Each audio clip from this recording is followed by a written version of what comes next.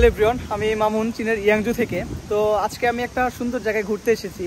তো আপনাদেরকে ভাবলাম এই জিনিসটা দেখাই। আসলে কিছু কিছু জিনিস প্রাকৃতিকভাবে এমনভাবে সৃষ্টি হয় যেটা দেখতে আসলে খুবই ভালো লাগে। এইখানে আমার পাশে দেখতে পাচ্ছেন, এইখানে একটা রাস্তা, ঠিক আছে? আমি আপনাদেরকে সুন্দর রাস্তাটা দেখাই। আসলে আশেপাশের পরিবেশটা দেখতে কিছুটা পাহাড়ি পরিবেশের মতো, যদিও এটা পাহাড় না, ছোটোখাটো একটা টিলা বলতে পারেন। তো এটা হলো এই পাশের রাস্তা এবং এইখান দিয়ে এই রাস্তাটা এদিকে চলে গিয়েছে। এবং আমি এখন যেখানে আছি সেটা হলো এই রাস্তার উপর পাশে, এবং আমার পাশেই রয়েছে একটি খাল বা নদী, যেটাই বলতে চান বলতে পারেন। এখানে দেখেন, এটি হলো একটি নদী বা খাল। এটা কিন্তু একদম রাস্তার এই পাশে, রাস্তার পাশ দিয়ে কিন্তু বয়ে গিয়েছে এই খালটা। কিন্তু আমি আপনাদের আসলে যে জিনিসটা দেখাতে চাই সেটা দেখলে আশা করি আপনারা আসলেই আশ্চর্য হয়ে যাবেন। তো এটা রাস্তার এক পাশ। তো আমি এখন যাব এই রাস্তার নিচের দিকে। তো চলুন দেখা যাক নিচের দিকে গিয়ে আমি কি ধরনের দৃশ্য দেখতে পারি। তো এটা হলো একদম পাহাড়ের যেরকম পাথর কেটে রাস্তা বানানো থাকে, সেম এরকম একটি রাস্তা। তো আমি সিঁড়ি দিয়ে নিচের দিকে নামছি আপনাদের সুন্দর একটি চমক দেখানোর জন্য। তো ওই রাস্তার এই পাশ থেকে নিচে নামার পরে দেখতে পাচ্ছেন এইটা, ওই রাস্তা থেকে একদম সরাসরি এই নিচে নামার পরেই ওই যে খালের যে পানি, সেই পানি থেকেই কিন্তু এইখানে এত সুন্দর করে একটা কৃত্রিম ঝর্ণা তৈরি করেছে। দেখতে পাচ্ছেন, জানি না আমার কথা ঠিকঠাকভাবে শোনা যাচ্ছে কি না, বাট জাস্ট আপনাদের আমি ভিউটা দেখানোর চেষ্টা করি।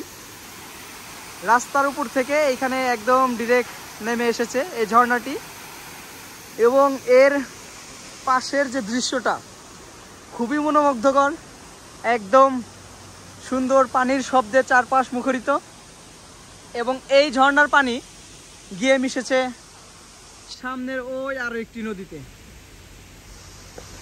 যদিও এই নদীটা কৃত্রিমভাবে তৈরি, বাট এই নদীর সৌন্দর্যটাকে আরও বেশি আকর্ষণীয় করার জন্য দেখুন এখানে কত সুন্দর করে একটা সিস্টেম করে কিন্তু পাথর দিয়ে এখানে ঝর্ণা বানিয়ে রেখেছে। আসলে চাইনিজরা খুবই ভ্রমণ পিপাসু, ভ্রমণ করতে খুবই ভালোবাসে। তো তার জন্য কিন্তু বিভিন্ন জায়গায় এরকম অসংখ্য দর্শনীয় প্লেস রয়েছে। আসলে বাইরে থেকে দেখে মনে হবে না যে আসলে এই জায়গাটার সৌন্দর্য এতটুকু, বাট আসলে ক্যামেরাতে কীরকম আসছে আমি জানি না, বাট খালি চোখে জায়গাটা দেখতে অসাধারণ সুন্দর লাগছে।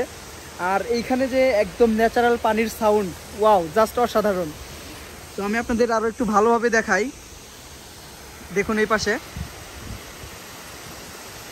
আসলে জায়গাটা কত সুন্দর।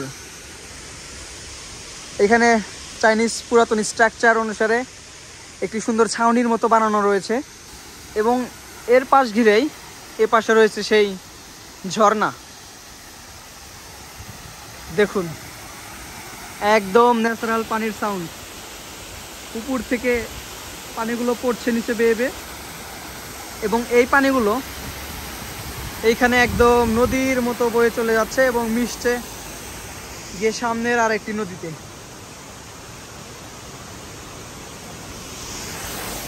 চায়নার কিছু কিছু জায়গা দেখে আমি সত্যি খুব অবাক হই যে আসলে একদম ন্যাচারালের মতো কীরকমভাবে এরা এই জায়গাগুলো তৈরি করে। এই ঝর্ণার পাশে একটি মন্দির রয়েছে। চলুন দেখা যাক মন্দিরের পাশে যাওয়া যাক। যদিও এখানে যাইতে এক্সট্রা করে টিকিট কাটা লাগে। তো আসলে রাস্তাটা খুবই পিচ্ছিল। এটা হলো সেই ঝর্ণার পাশ দিয়ে রাস্তা, এবং এই পাশেই হলো সেই ঝর্ণাটা। এটা আসলে একটা পর্যটক জায়গার মতোই বানিয়েছে। দেখতে পাচ্ছেন এখানে সুন্দর ডিজাইন করে সিঁড়ি দেওয়া আছে, খুবই সাজালো গোছালো। আসলে এটাতে একটা ছোটোখাটো পাহাড় রয়েছে, এই পাহাড়ে ওঠার জন্যই কিন্তু এই সুন্দর সিঁড়ির ব্যবস্থা করেছে। এখান থেকেও ঝর্ণার দৃশ্যটা অনেক সুন্দর দেখা যায়। তো দেখুন এখান থেকে ওই যে ওই পাশে রয়েছে সেই ঝর্ণা। এবং এখানে দেখুন প্রতিনিয়ত কিন্তু পরিচ্ছন্ন কর্মীরা রয়েছে, নোংরা হওয়ার কোনো সুযোগ নেই, তারা কিন্তু সঙ্গে সঙ্গে পরিষ্কার করে ফেলে।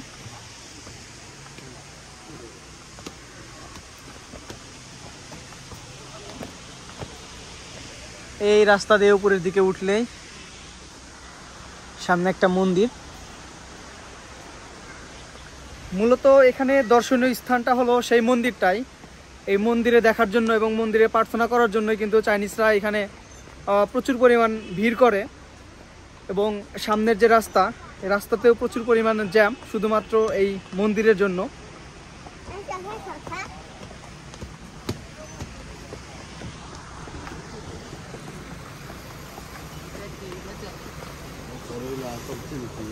ওই ঝর্ণাটা কিন্তু ওইখান থেকে এসে এই নদীর সাথে মিশেছে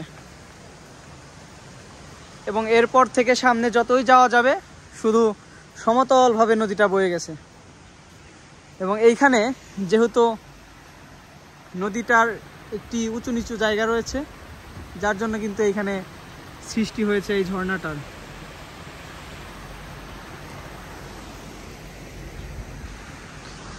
সব মিলিয়ে আসলে জায়গাটা অসাধারণ। এবং এখানে দেখতে পাচ্ছেন ওইটি হলো সেই মন্দির এবং এই মন্দিরে যাওয়ার রাস্তাটি হলো আর এই পাশ দিয়ে উঠে মন্দিরে যেতে হয়। তো সময় স্বল্পতার কারণে আজকে মন্দিরে এখানে যাওয়া হলো না, তো অন্য একদিন এই পাহাড়ের উপরে উঠে আপনাদের এই মন্দিরের পুরো দৃশ্যটা দেখাবো। আমি কিন্তু প্রতিনিয়ত চেষ্টা করি যে চায়নার এই সুন্দর সুন্দর জায়গাগুলো আপনাদের ভিডিওর মাধ্যমে ঘুরে দেখানোর। তো এরকম ভিডিও আরও পেতে অবশ্যই আমার পেজটিকে ফলো দিয়ে রাখবেন এবং আমার চ্যানেলটিকে সাবস্ক্রাইব করে রাখবেন, যাতে এই চায়নার সৌন্দর্যটা আমার পাশাপাশি আপনারাও যাতে উপভোগ করতে পারেন।